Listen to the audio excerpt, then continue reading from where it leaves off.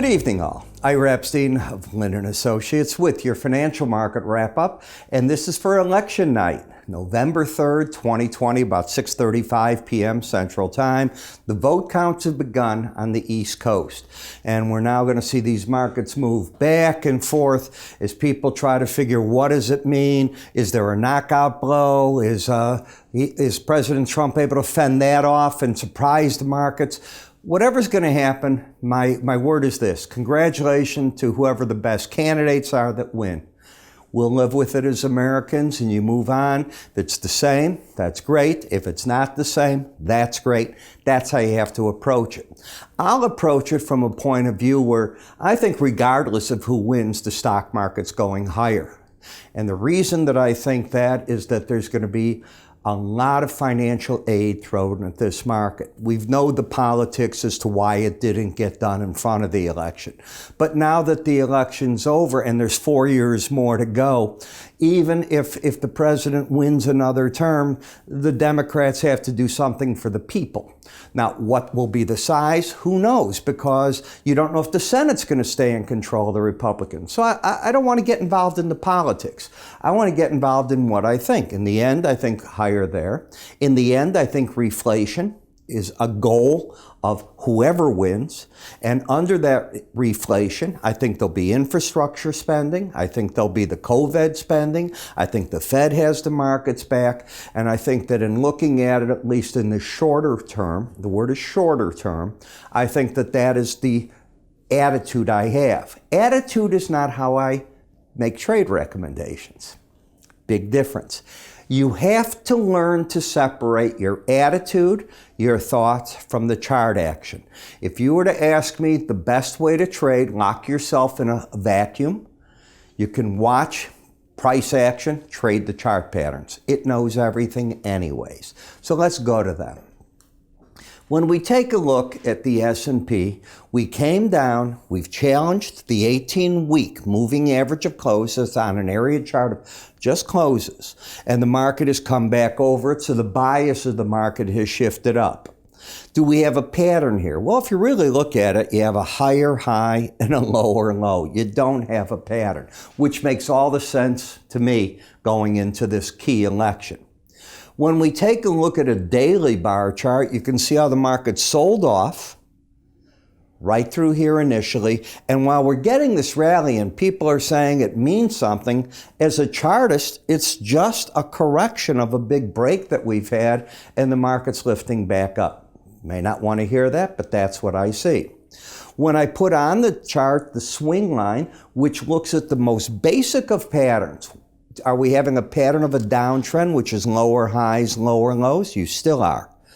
You have to take out 3410 to break that. Okay, we certainly have the lower and lows. So who's in control in terms of the swing line? Just the swing line, the bears. You filter that with moving averages. Is the market under the 18-week moving average of closes? It is.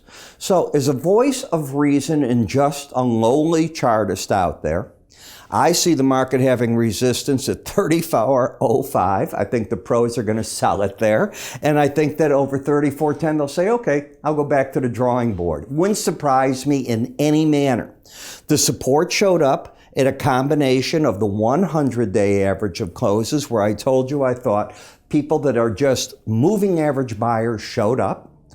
And the Bollinger Band was right there. You didn't stay very long under that, and that's typical of what happens. I'm not saying you always bounce this much.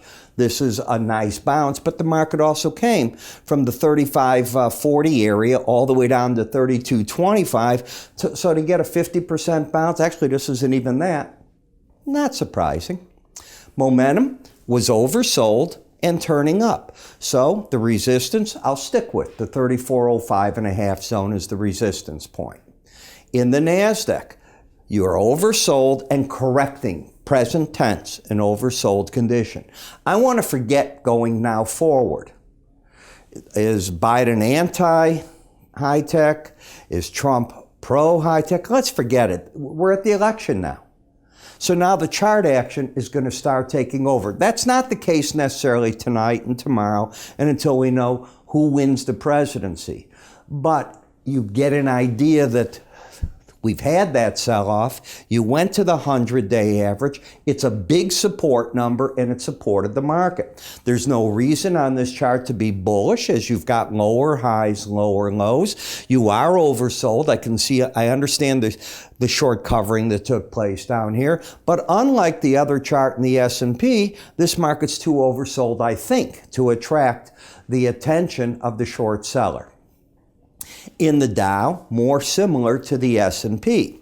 We got down to the 100, then the 200-day average. I think that people that just wait in the woods to buy bought the market here. Now, they also had chance back in other areas to do that. In fact, not on this chart. I showed it on a different one today. I think it was in my Spider XLKs that I was doing and some of the others where it had come down and then came back to the Bollinger Band. You missed that here, but you hit it on those charts. And the resistance to me is going to be the 27,747 level. If you get over 28,392, it breaks the downtrend. The downtrend is very much in force here.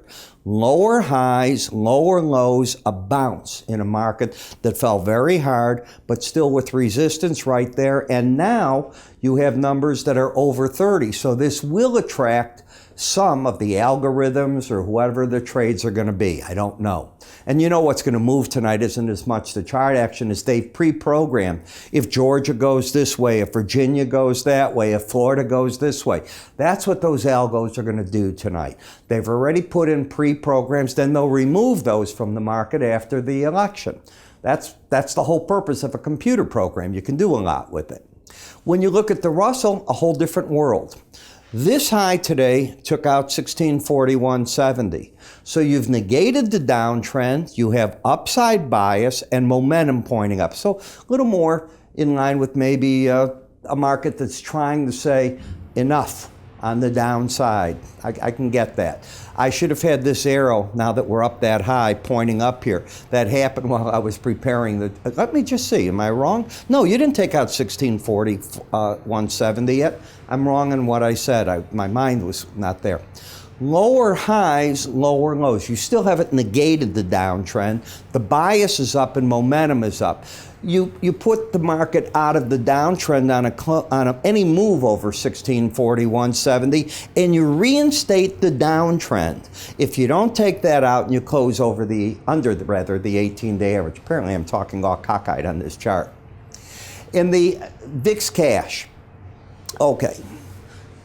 I heard Guy Adami today talking, well, this wind's going to create the market back into the 20s. That wind does the other. Here's what I can see. No trend, got over the upper Bollinger Band. Momentum has turned down. The bias is up and you're trendless. Let the election carry it.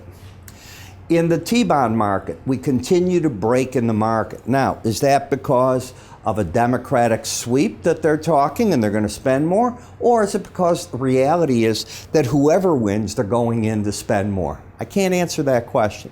What I can answer is the market got down there and it keeps holding this. The market is not staying under the Bollinger Band. I think you can see that very clearly. The trend is down, but it is very oversold. On the 10-year note, it is the same pattern. You're in a downtrend, you keep getting down, and you don't embed. I'll stay away from oversold markets. Trend is certainly down. Dollar index, like I said in the gold report a moment ago, if we looked at this yesterday, if you were sitting next to me, and let's assume you paid me X amount of dollars to spend a day with me and learn from me side by side and we're talking. If you want to do that, let me know. But here you are. I'd be screaming. This is where you got to come out of the market. It's the first challenge of the 100-day average in an upper Bollinger Band. You don't just say you're going through those numbers and gonna keep going. It can happen, but it's not a good probability. The better probability is in an overbought market, the pros are taking money off the table. I'm not telling you to go short. The trend is up. I'm saying to come out of longs. Very big difference. And now you've left the bullish position. Now you have a lower low and a higher high. Well, if that's doing that, what do you think happened? And I know I said yesterday, you probably have the same thing going on here to a degree. Oversold market, trying to hug the lower band, but not with an embedded reading, and that part of it's over. So you went up to the 18-day average tonight, and where do you think the resistance should be on the first challenge? If you're a regular viewer here, you know that's what I'm going to tell you. This is just what I teach in my charting course. And this is where the resistance should be. Now, because the market is this oversold with a 28 reading, I don't think you're attracting the average short. This could be the algo guys, others. I think people are going to watch tonight and then decide what they're going to do. But as a chartist, I see reason that you're out of shorts. I don't see reason to go further short. In the Japanese yen, you reestablish, for the moment at least, an uptrend. Let's take let's see. Here's today's action. I want to take that off. This is how we look at the close of business today. So the market's got higher lows, higher highs. What you do tonight is you drop down under this low and now come back up. Now, it's only up 10 points, and it's only into the trading session an hour and a half. I don't know what it's going to do, but it's clear to me that you're getting some people that want to safe haven reaching for it. Are we going to have an outside day up or down is what I'm more interested in, and I'll wait and see what tomorrow's going to offer. If it holds as an outside day up, resistance here at 96.05 and a half, let's call it. If you have a down move, probably going back to the 18-day average, then we'll reassess. In November Bitcoin, I told you I'd get it right today. Still have the embedded reading. That to me tells me that the traders are buying on the breaks. They're still looking for another challenge up here. And there's a lot more, nobody talks about it, but Bitcoin and the other digital currencies are getting a lot of play from different central banks that are probing and trying it. It will not stay in the version it's at, in my opinion, to be anything but a speculative vehicle. But digital currencies are coming, and we will stop using cash sooner rather than later. I know that's hard for people to believe, but it's already going on in China, Japan, you can do it. We're too much of a cash society. That will change. Things take time, could be a decade, but it's coming. And it won't be, as I just told you, these currencies that the government can't tax for taxation. You believe that they're going to let that do? Not going to happen. All right, lower highs, lower lows in the Brent. Now OPEC is talking, and this is the differential of the spread. OPEC is talking now that the next meeting, day 2, after Russia said they're all for a 90-day extension, why not go with it? Now it's interesting because Aramco, their profits fell 45%. They're continuing to pay the dividends. Do you remember when that was going public and I said, if you buy that, they're forcing it down people's throats? This can't be a good situation. I don't think it turned out to be. But you're still dropping in the Brent. COVID, scare COVID, that's what it is. You're now 3 sessions under the lower Bollinger Bands. You're not embedded. So it's a question of when it wants to spin to the right-hand side. You've already done it in WTI. So in the WTI, the market even tonight, which is a surprise to me, that the market is even going further up, which I love, and that's probably because they saw the API number. The EIA number is not supposed to look anything like the big draw we saw in API, but you ended, not today, but yesterday. You ended with an outside day up, and in order to create a bear trap, you had to get back under 34 in the next 2 days, but you're back into the Bollinger Band. You might be headed for the 18-day average of closes. It is not a trend trade. This market stepped out of this whole bear trend. That ended. Now we have to see what the next thing is. Where did you go in heating oil? I teach you that when a market wants to make a big move from the upside or downside, it's not uncommon from the up to go to the 18-day average, from the down to go to that average and try to stall out. It's exactly what I think is going on. Nat gas. I think that the nat gas got way ahead of itself here. The weather that's coming through the country right now is in the 60s and 70s. So it's warming up. That weighs on this market. We needed that cold spell for it. So it's back and forth. But we're only in early November. It'll get its play as the winter moves on. Right now, that took the market out of, well, first of all, it hasn't been trending for the longest period of time. I haven't seen a playable trend in this market, in all honesty, probably for 3-4 weeks. And I still see it. I just see a market moving from upper band to lower band, upper band to lower band. I want no part of something like that. We will be writing in great detail tomorrow about the impact of the election. From the results that we can garnish, our staff will write about it, how it affects the grain markets, how it affects the meats, the metal markets, interest rates. You'll be hearing it all. David Hightower will be talking about it through our software. If you haven't tried our programs, you should. We cover all these markets all day long. It's not like, oh, here, I'm going to get a newsletter today from XYZ brokerage firm. You might get from us in some of these markets, 10 of them in a day. Charts, government reports, they're all coming at you. And you can sift either through them or you can choose. Hey, I don't really want to see the grains. I don't want to see the softs. I want these. I want their energies, their financials. That's the ones you'll get. Take a look to see what our clientele get. We give you a free 2-week trial to this. After that, you don't get it again. So we keep a pretty good record of who's getting what here. How do you get it? You can call my staff or you can go to our website under free offers, sign up for it there. I'm Ira Epstein. You have a great evening. It's going to be wild watching the elections. You know that, and I'll see you in the morning.